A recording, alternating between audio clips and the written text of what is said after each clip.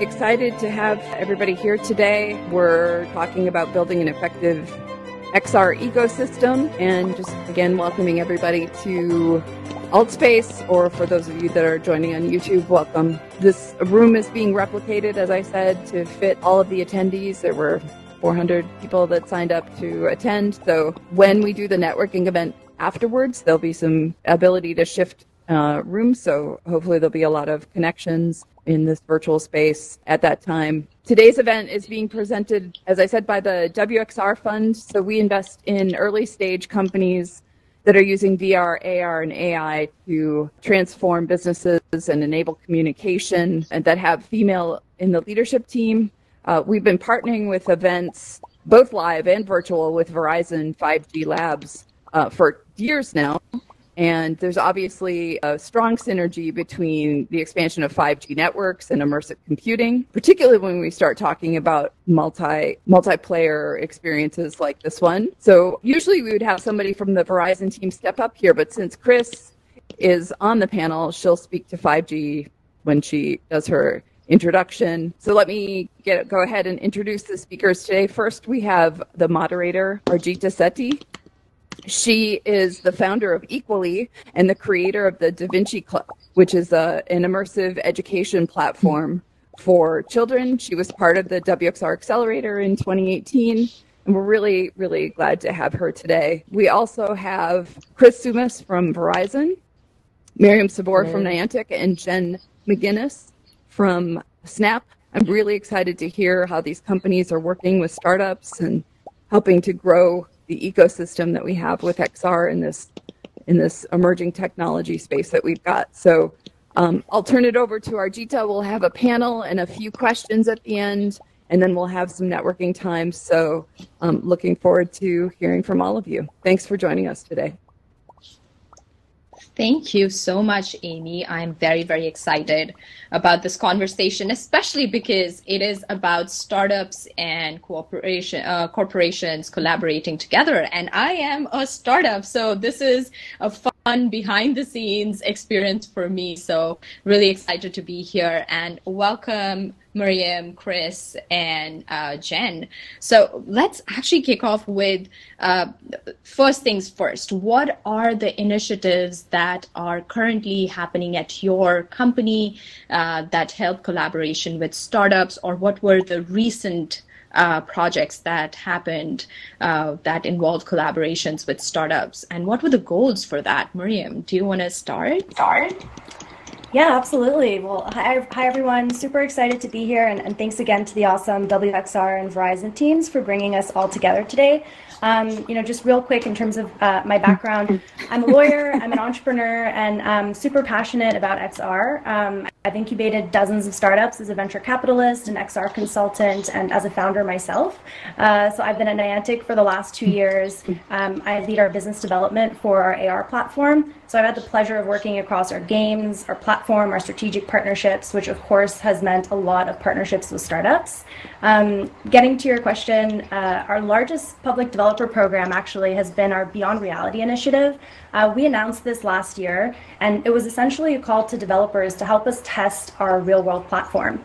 So we selected 10 partnered startups of various team sizes and expertise. Honestly, some of them were as small as a team of 3, which comprised of a father, a daughter, and a son. Our goal of the contest was really to understand kind of what was important to other AR creators. That actually went very successfully, and this past month, we graduated this program to its next step, and we put out another call to startups to work with us, this time to actually go into our growing publishing slate. So, we have a robust pipeline of games we'll be publishing over the coming years, but obviously in order to have the most diverse portfolio and the most successful games, we need to have developers outside of Niantic leveraging our tech and bring our technology and bringing their ideas to life. So essentially, we've had hundreds of applications from startups that have been coming in, and we've started to onboard them with the ultimate goal of funding their ideas and publishing their applications. Thank you so much, Miriam, for sharing. Chris, would you like to Hi there. Hi. Yes. So I'm Chris Sumas from the Verizon team, and we have a very robust 5G lab program that is how we met Amy, actually. And throughout that program, we're often interfacing directly with the startups on things like the NFL Game Hack and other initiatives. I come from the consumer group, and I work on the content strategy team.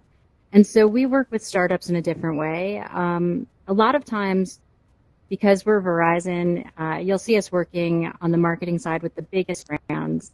But when it comes to AR and VR,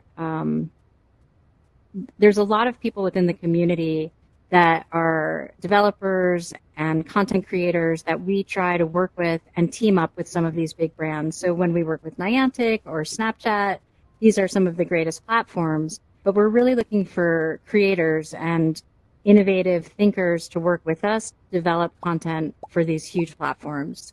So most recently, I would say it's interesting. We start a lot with like offers that we're going to give Verizon consumers. And recently, during COVID-19, we worked with Pokemon, of course, a big brand, but we also worked with small companies like Bookful.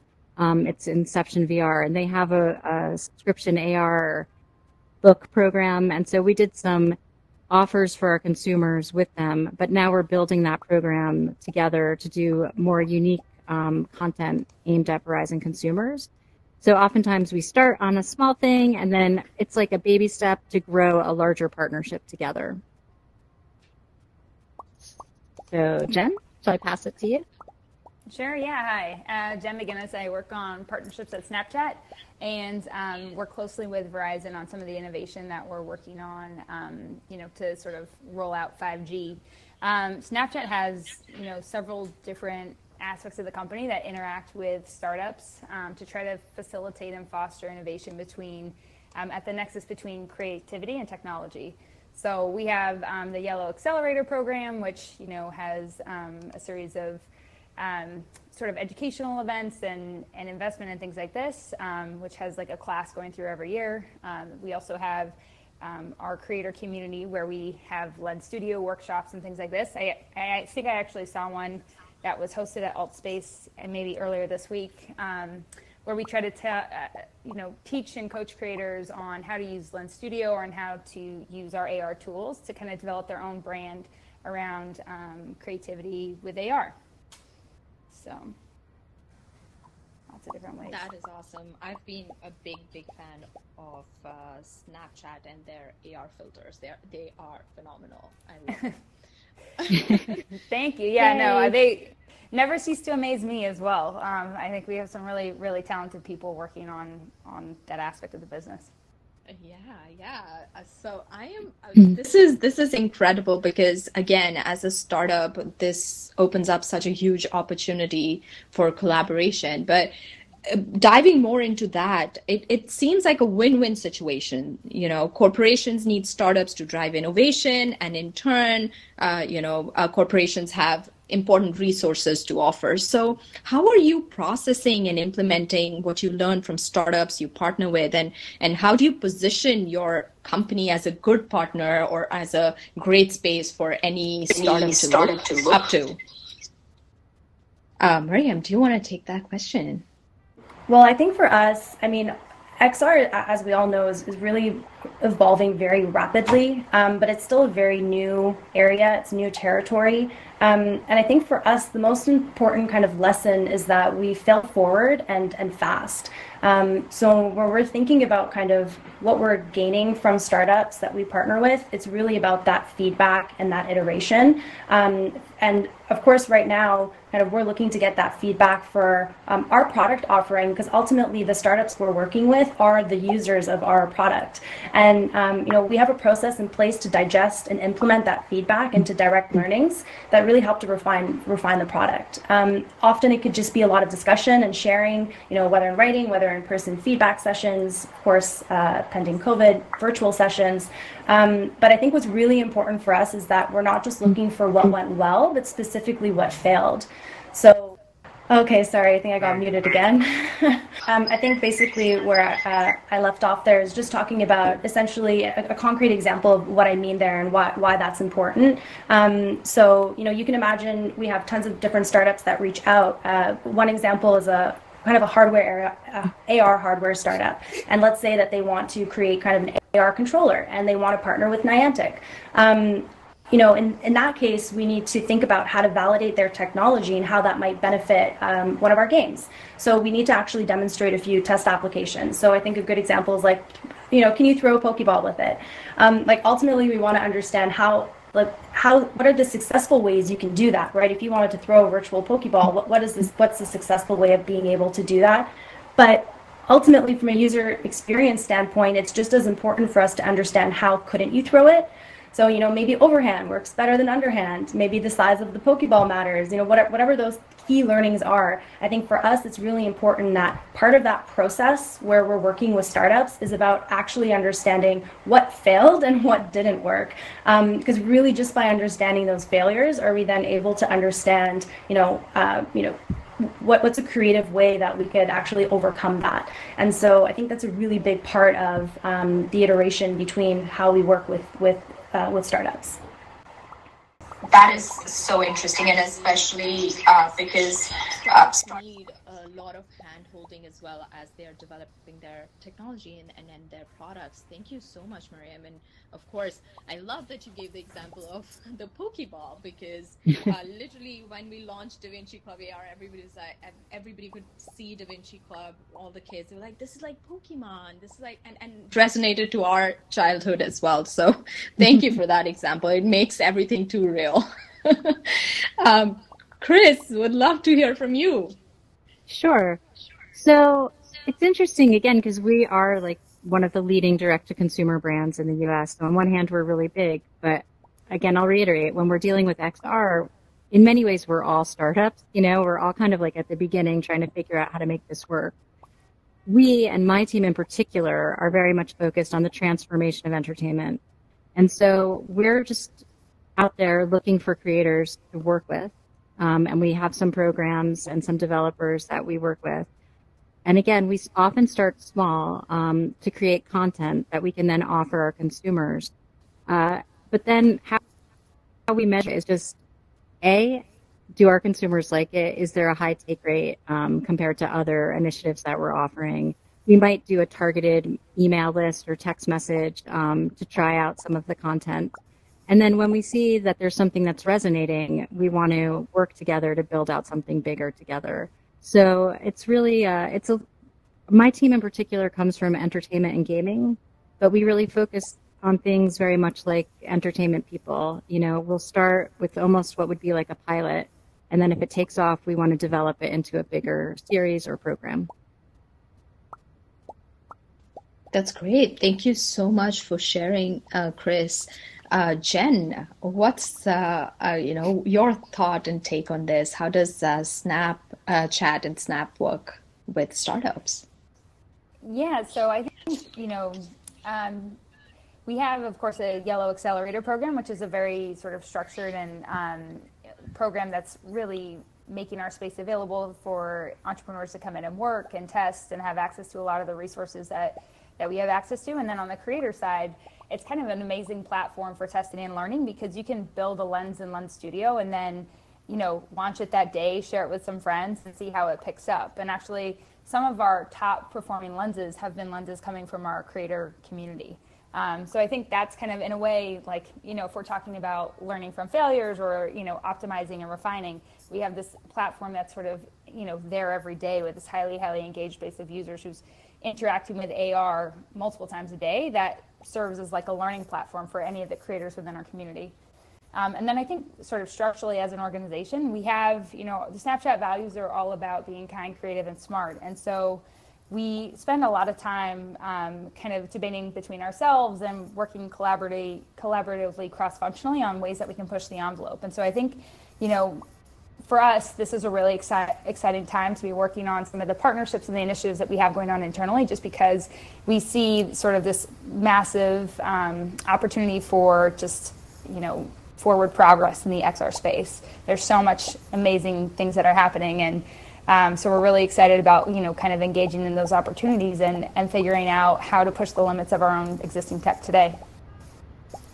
And even Jen and I, with our Snapchat partnership, we find that we're doing some things together, but where we can, we're inviting in up and coming creators to work with us on initiatives that will launch in the next year. So. Yeah. No, I wasn't sure how much we could say. I know we have to be I'm trying to PG. excited about that aspect of it, but no, there's going to be some really cool stuff coming out. That's awesome. I think that was a great teaser, and it's already created a lot of interest in most of the startup founders or the creators that are here.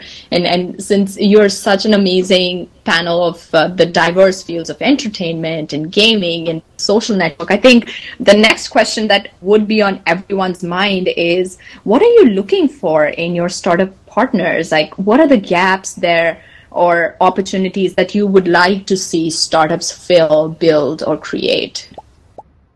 Yeah, so I don't actually run the Yellow Accelerator Lab. There's a team of really talented people who structure that program, but I know just from my own experiences internally that we look for, we're a really values-driven company, and we look for individuals who are really trying to solve problems. And I think for us, a big focus in the future is taking AR beyond entertainment and content to utility and bringing it into our everyday lives. And so I think, again, I think speaking on behalf of just the work that I'm doing, we're always looking to find inspiration and what's happening on that forefront in terms of, what people are developing in terms of AR solutions and pushing the envelope.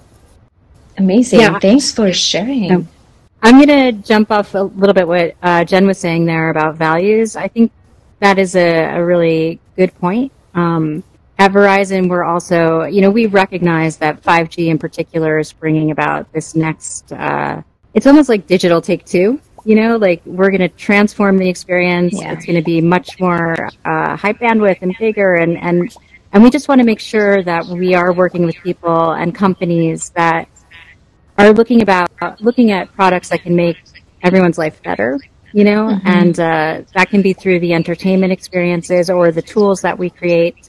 But how can we add value to the entertainment ecosystem? And I think that's something we really want to do with 5G at Verizon. Awesome. I hope people in the audience are taking notes, because this is what you have to create. This is what you have to do for all those amazing partnerships. Mariam, what do you think? Thank you. Yeah, absolutely. I think to everything that was said already, plus I would add, I think for Niantic, there's actually probably three things that we generally look at when we're looking at startup partners. One, a big one for us is diversity, and I think second is velocity, and then third, kind of this idea around validation. So obviously, for the first one, diversity, it's important for us that not just our internal teams are diverse, but also those of the partners we work with. So we truly believe that diversity in teams will bring diversity of opinion, and that when we're looking at creating content or applications, you can't have successful applications without that, because we want to ensure we're creating an ecosystem of content where there's something for everyone. This means a diversity across industries, across race, age, cultures, genders, you name it. XR is really vast and so early that we can't just have one perspective represented. So definitely that's probably our largest kind of pillar. From there, velocity really just speaks to the ability to kind of move fast and iterate quickly, because Niantic at 500 people can't move as fast as a team of 30 or a team of 3. And then kind of lastly, that note on validation that I mentioned, kind of by virtue of team size and being able to just iterate quickly, startups are very lean, and I think that's really that's the main value that how they're able to kind of outcompete bigger players. I think probably somewhere along that last point on validation, just to kind of summarize, it really is just about, we're looking for startups who have validated their value proposition with their own end users. And then they're coming to us because they want to leverage our technology or our resources to help them scale. So in terms of kind of gaps and opportunities, I echo kind of the sentiments of my peers on stage, looking for looking to basically validate our technology, help us build applications on top of it, where it really speaks to kind of all the diverse perspectives out there and leverages all this innovative technology around 5G that we have. I love the fact that we all started with the emphasis on the values and the inclusivity and then dive deeper into going towards the validation and product market fit. And I feel that is the amazing beauty of XR ecosystem. It is very inclusive, and like, look at the global audience that we already have. So thank you for emphasizing on that, and thank you for sharing those values. I think that means that anybody from anywhere could become an entrepreneur or a creator, and that is such a big thing, because 6 years ago when I moved to Silicon Valley, it was like, it's only Silicon Valley and you have to be a founder here to be anyone. But this feels as if we are opening the boundaries and looking far and wide. That's awesome. Now let's go a little bit behind the scenes. Now, as a startup, if they were coming to you and they wanted to partner with you, what would you wish startups knew already about partnering with you in terms of how to approach a collaboration, or what to emphasize on, and most importantly, what not to say when you're actually trying to partner with a corporation? Jen, do you want to start? Yeah, I mean, I think, again, just this is from my perspective, but, you know, I think we have all these amazing tools for different types of entrepreneurs, whether you're a creator or you're a business person or you're really interested in AR. But, you know, just knowing and getting familiar with the tools that we have available, whether it's through our Lens Studio program, where you can, you know, literally learn how to design your own AR lenses, or even SnapKit, which I think is not as well known, but it basically allows like younger developers to kind of like plug into Snapchat's ecosystem and develop growth and bring other sort of features to their platform. And then we also have just, you know, a tremendous network through the Yellow Accelerator Lab. So I think like those are 3 tools that I think are out there, and I would encourage everyone to kind of look into if you're interested in partnering with Snap. And again, I think, you know, coming back to what we were saying earlier, there's not really, I mean, I think everyone, I would say, things not to say, that's a tough question to answer, but more just, you know, speaking to your passion and speaking about the change you want to make and the impact you think your product or service has. I think that always goes a long way with any audience that you're speaking to about an idea or a concept. So yeah. Awesome. Thank you so much. And that resonates so much. And I'm definitely checking out the Yellow Accelerator. Sounds great. Chris, what do you think? What should startups not do, and how should they particularly approach collaboration?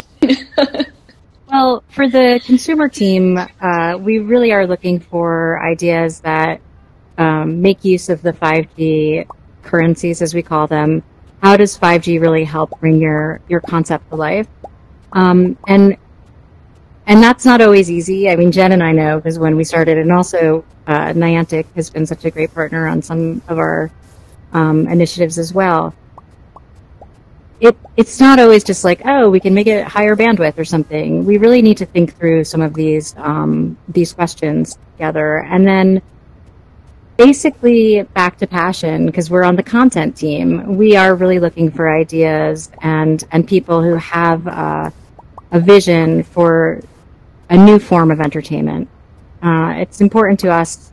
Again, this idea of transformation of entertainment is something we want to work with startups on, and how can we make entertainment more immersive? How can it incorporate higher fidelity graphics? How can the audio be more robust? You know, these are things that we're looking for. So, what not to say?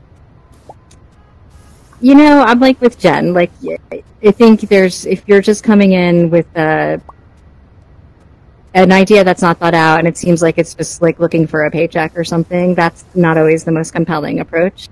We want to hear your true passion and work with you to make it come to life if we can, if it fits and matches our 2 sets of goals. That's amazing. And I think, Miriam, you touched a little bit on that when you talked about if your idea is not validated, or if you've not talked to your end user, that's a red flag. But what else would you suggest? What should startups prepare for? How should they approach it? And what should they not do? Yeah, I mean, I think I wish they just knew that, like, we're a startup too, a small but mighty startup, I should add. But everything is just relative to something else. So compared to Verizon, who we've partnered with through our Niantic Planet Scale initiative, we're a startup in many ways. So in the same way that developers need our platform to unlock their applications, we rely on Verizon's networks to scale our content. So I think a key takeaway from that dynamic is just, is that again, we're all in the same boat, right? It's all relative. So don't be afraid. If that's one thing I could say, that's probably what I would. And I think in terms of maybe what to say or what to bring to the table to kind of add to that earlier point on validation is just, like, how does your business add incremental value to ours, right? So like, what are you bringing to that table, and what is that incremental thing that you're bringing? That is so true. That is so funny. That you're like a startup, and we're it's true that startups come in all sizes, and Snapchat, yeah.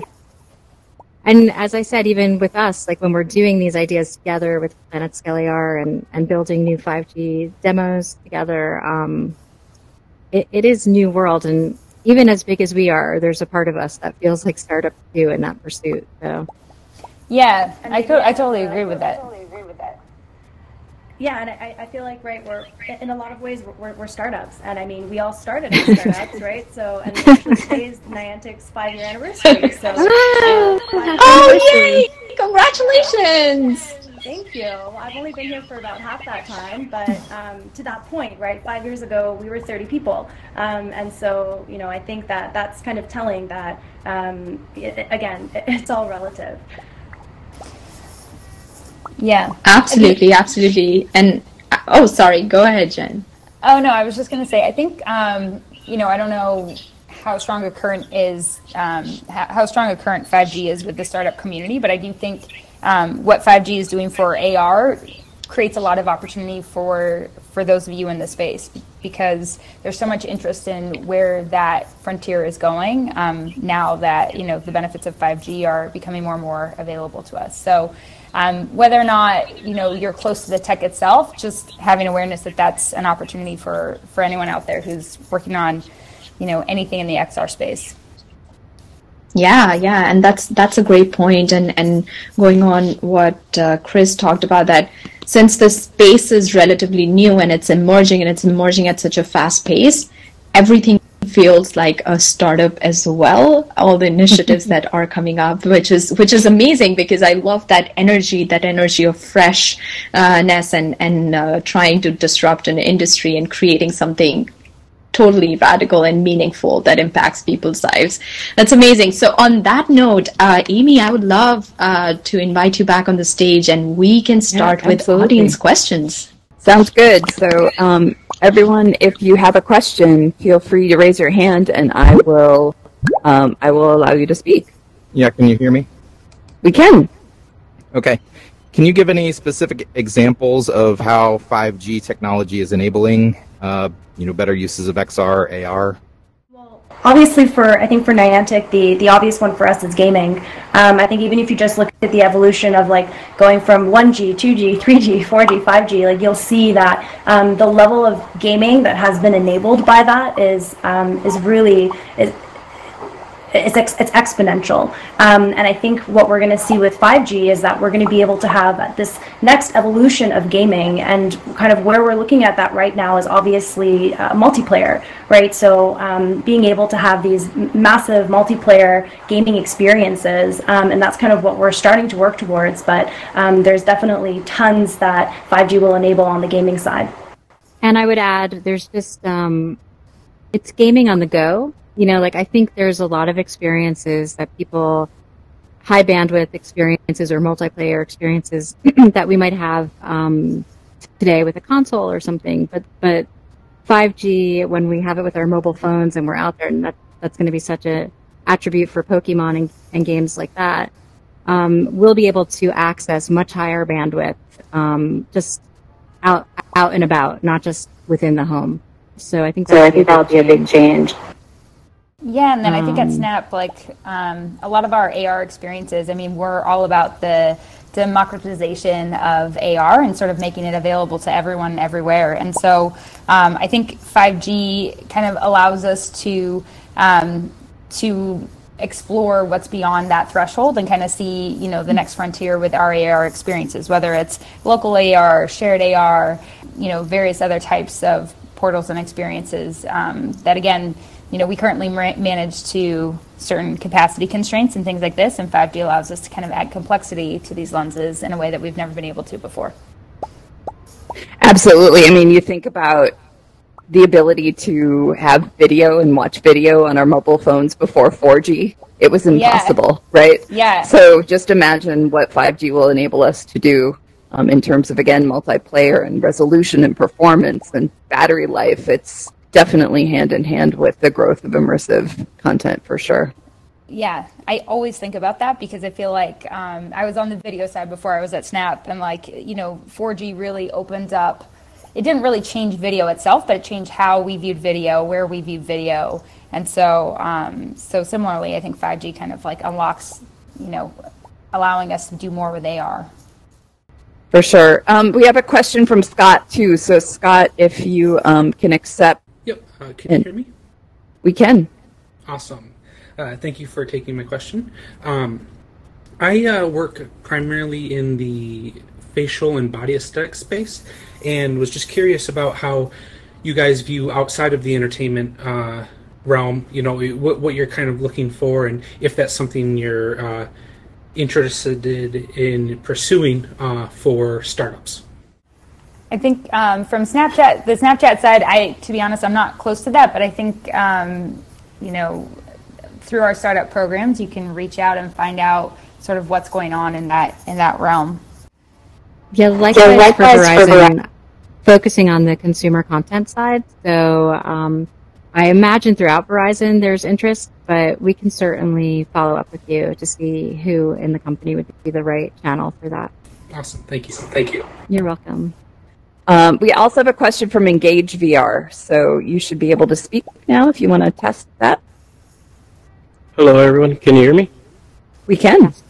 Oh, so I have a question for Niantic. In regards of being an indie dev, is there an opportunity to actually get a jump start on using SDKs and experimenting with Niantic? And the reason I asked that question, I know that the recent collaboration with 6D AI and a little bit of focus of indoor and possible outdoor location AR, is that something that's on roadmap? Yeah, absolutely. So there's kind of two streams to think about how we could collaborate. One, I think I mentioned a little bit in the beginning, maybe I got muted. However, our Beyond Reality initiative is definitely the best way if you're interested in kind of leveraging our platform to be kind of go into our publishing slate. So if you'd like to reach out to me directly, I'd be happy to provide you information with that. I'm not sure if the rounds of applications just closed. They might still have a little bit of leeway because for over the last month they were accepting applications. But outside of the publishing slate, in terms of our more kind of public offering, that is on the roadmap. Specifically, it sounded like you were speaking about, you know, mapping, localization, the features that go into our AR SDK. That is going to be opening up to developers kind of in phases. So definitely you'll see more of that coming soon enough. Great, and we'll take one more question and then open it up for networking. So Elena, you should be able to speak now. All right, I think so. Can you guys all hear me? We can. All right, perfect. Yeah, hi, I'm Elena, and I work in VR and AR as well. And I'll say that I'm absolutely enamored with the space, really excited to see the technology grow. And a lot of articles talking about 5G, you know, focus on how we're going to be in this new era of content creation, and we're just going to see a lot more interactive content. And I'm really excited to see the development of that type of content. But I think right now, especially with work from home, like when it comes to the end of the day, like the last thing I want to do is be in a screen. You know, the last thing I want to do is put on a headset, and I'd rather just watch TV and watch something passive. And just as 5G continues to grow and, you know, more people adopt it, we see more experiences develop for it, Are we going to see a future where there is passive content, or do we think that most of it will be interactive? Big screen is an example of where you can watch passive content in virtual reality. And definitely some of the concerts I've seen in venues have been less than interactive. So there's certainly a wide variety of content out there, I think. But yeah, you guys are even closer to the content side. I'd love to hear what you have to say. I think that's absolutely true. Big screen is great, and I mean, for me, I'm always thinking about kind of the outdoor experience.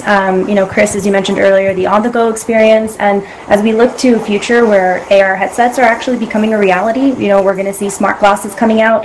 That is definitely going to rely on 5G technology, and you can imagine that when you have a headset, it could be as passive as putting on your AirPods and going for a walk. These early iterations of smart glasses are just going to kind of be like a heads-up display, which means that you don't have to have a super active, interactive, entertainment experience as you're going out on a walk. It might just be, some passive content that you want to have. It could be as simple as, reading something or, listening to music, but that will definitely be content that will need to be enabled by 5G if it's going to be outdoors and on the go. I would also just add that I think entertainment is a two-way street. As we know, there's a lot of consumption, but there's also the creation process.